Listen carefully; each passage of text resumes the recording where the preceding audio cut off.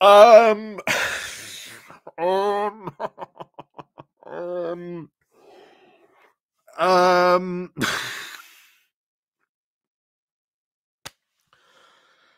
so unfortunately, George Galloway has won. He's won the Rochdale by-election, and he's talked this up as, of course, he's going to. That this is some spectacular victory, but let's actually really talk what happened here in Rochdale. First of all, there was no Labour candidate. Bear in mind, there's a very, very good video by Politics Joe, which I recommend you 100% about what happened in Rochdale, where they are interviewing people and they are interviewing some of the candidates. And we're going to show you one piece of that interview where they're interviewing one of the people from the street. I think he puts it very, very succinctly. George Galloway ran on a single issue because he knows that British Muslims in the UK are very concerned about what they see going on in Gaza. I get it. We all get it. The situation in Gaza is very, very bad. But here's the thing. We've passed a ceasefire motion. And as I've said multiple times, okay, you passed the ceasefire motion. Now what? Israel and Hamas are not, peeking over the garden walls, looking through the curtains, trembling about what's going to happen in this by-election or what's going to go on in Parliament. They don't care. I've stated that how many times? What needs to happen here, as I've also said multiple times, is a big international solution with international pressure. That seems to be happening now. We know for the first time in a while that there are ceasefire talks going on behind the scenes. We know that now. So it is moving, but it's not moving very quickly. And unfortunately, that's sometimes how these things go. And you've had a very large section of the people of Rochdale who are very, very concerned about that and see that. And I think there's a lot of, from what we can see, the youth vote. From what at least we know, we'll see what happens when we get the full breakdown of the vote, is that the youth vote seems to have very much turned out there. Very much turned out. You had like a roughly about 40%. I don't know what the final number was, but I keep on hearing roughly around 40%, which for a by-election is a pretty high turnout for a by-election. However, what happens now is you've elected George Galloway. And I have said this multiple times. George Galloway does not care about anyone else except George Galloway. George Galloway doesn't even care about the Palestinians. He does it because that gives him the opportunity to fight for a cause where he can be, well, to use the term Alex Jones once used about David Icke, be the turd in the punch bowl. And he delivered this grandiose speech about how he was going to deliver for the people of Rochdale, how he was going to be really good and fantastic for them. But here's the thing. What's Galloway's track record since he got booted out of Labour?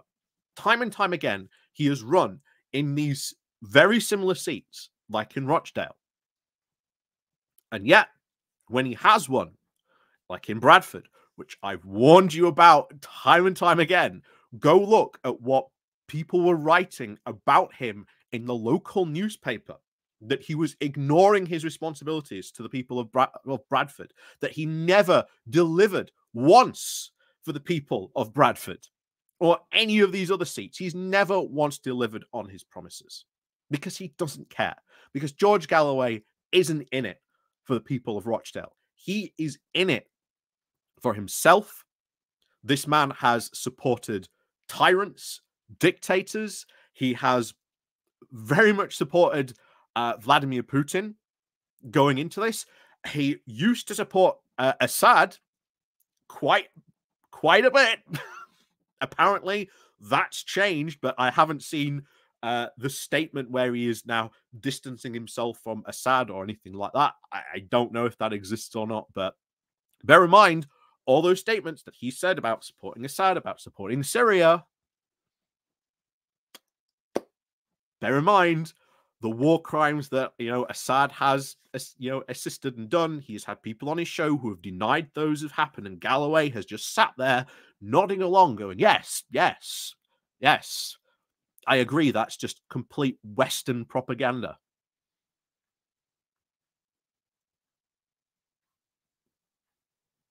So, unfortunately for you, people of Rochdale, you have elected someone who does not care, who generally just does not care from the bottom of his heart. Does not care about Rochdale. He does not care about the Palestinians. What he cares about is himself.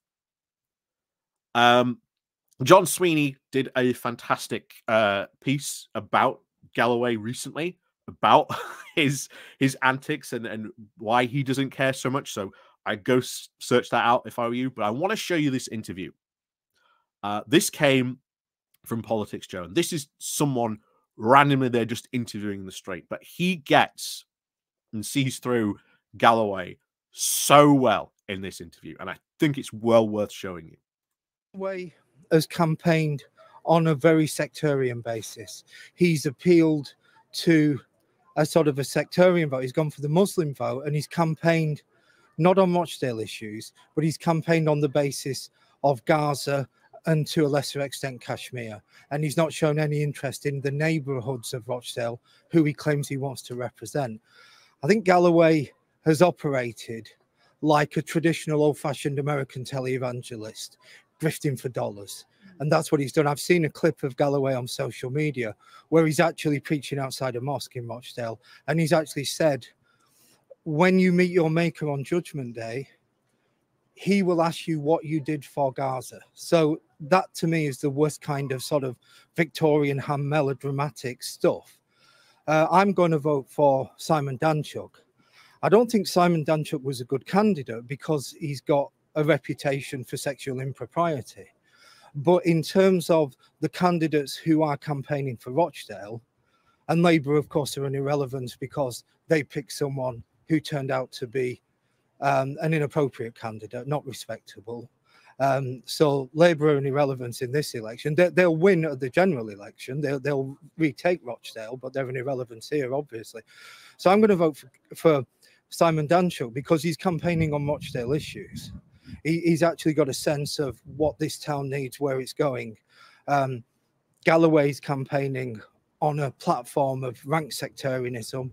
I want to appeal to the Muslim vote. I think the sizable Muslim vote in Rochdale can be treated as a block vote, and they're interested in Gaza and to a lesser extent Kashmir.